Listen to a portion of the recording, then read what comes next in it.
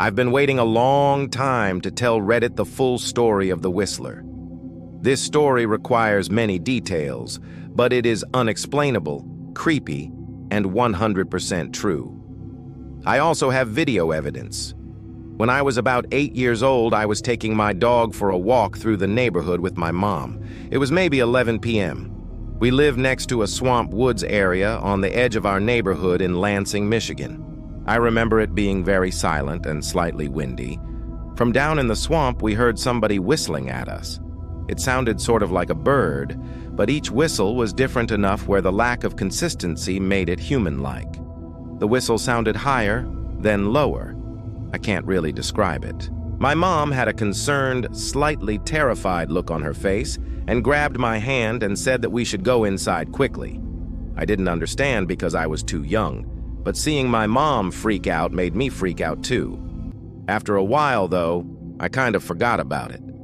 2 years later, I was taking my dog out again, late at night. There was a large bush that could easily obscure a person behind it just next to the front door. As I was finishing the walk, the whistling noise started again. Same pitches, same inconsistent, human-like tones. As soon as I heard it, a chill went down my spine as I remembered exactly the feeling of seeing my mom, terrified, looking down into the swamp at something I couldn't see. Maybe she couldn't either. I ran inside as fast as possible. Years went by and I thought about it less and less. I told only a handful of people and eventually it slipped from my mind. Fast forward to last summer. I'm 24, started dating my girl Sarah. We moved out to South Dakota for work. For Independence Day, we decided to go to Pierre SD and watch the fireworks along the bank of the Missouri River. There was a free camping spot behind a hospital where you could pitch your tent, hang out, and see the fireworks up the river. We were near the end of the campground and there were very few people around us. As it was getting dark, the fireworks began. They were pretty far away, so the illumination they brought was very little. Thus, we had to sit right at the edge of the river to be able to see them. A huge thunderhead was moving in and a storm was imminent, so the air seemed electric and the wind was picking up. The atmosphere was eerie to say the least. The police boats herded all the other boats off of the river and had left our area to do that elsewhere. Most of the other campers walked up the river to have a better view of the fireworks, but Sarah and I stayed back and were drinking PBR tall boys and kicking it. Suddenly, we heard the sound of a paddle methodically dipping into the water.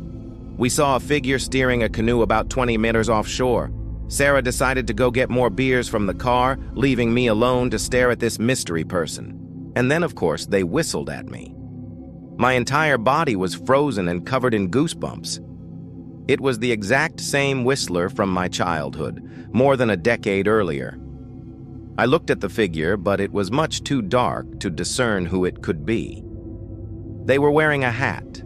When they were perpendicular to the shore from me, they stopped paddling, turned the canoe to face directly at me, and whistled right at me. I was so frightened I stood up and shouted at them, "Who are you?" They didn't say anything, just whistled a couple more times, turned the canoe 180 degrees and paddled out of sight. I'm a videographer, so I already had my camera by my side and was taking video of the fireworks. As the canoe was almost out of sight, I grabbed my camera and got a shot of them whistling as they went away. When Sarah came back from getting beers, she was very confused as to why I was so freaked out. When I explained, she was freaked out a bit too. I was convinced we would both be murdered that night. How did this whistling person follow me after 14 years all the way to South Dakota? Was it a coincidence? Why was it the same whistling noise?